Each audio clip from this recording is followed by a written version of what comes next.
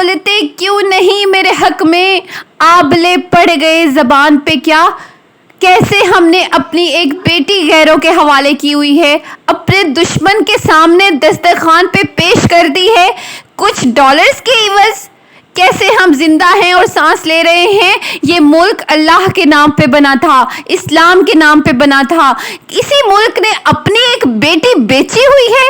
ہماری مسجدیں کیوں آباد ہیں؟ کیا وہاں پڑھی جانے والی فرض نمازیں عافیہ صدیقی کی عرشوں پہ پہنچ جانے والی چیخوں کا مداوا ہو جائیں گی؟ اقتدار کی جنگ میں تو سب نے ایک دوسرے کو چیر پھاڑا ہے، کیوں نہیں کوئی دھرنا ہوا؟ کیوں نہیں اسلام آباد میں کسی مولوی نے بھی دھرنا کر دیا اس بیٹی کے لیے؟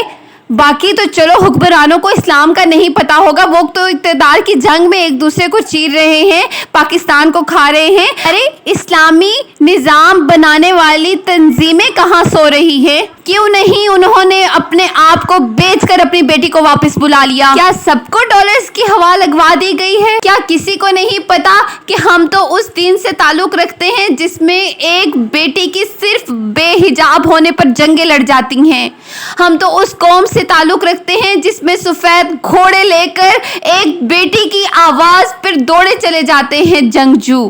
اے میرے اللہ، ڈاکٹر عافیہ صدیقی کی چیخیں ہمیں جگانے کے لیے کافی نہیں، تو اپنی رحمت سے اسے آزادی کی نعمت سے نواز۔ اے اللہ، پاکستان کو اس کالے دھبے سے بچا لے کہ ہم نے اپنی بیٹی کو بیچا ہوا ہے۔ اے اللہ، ڈاکٹر عافیہ صدیقی کو نصیب کر کہ وہ اپنے بچوں کا چہرہ دیکھ سکیں، آمین۔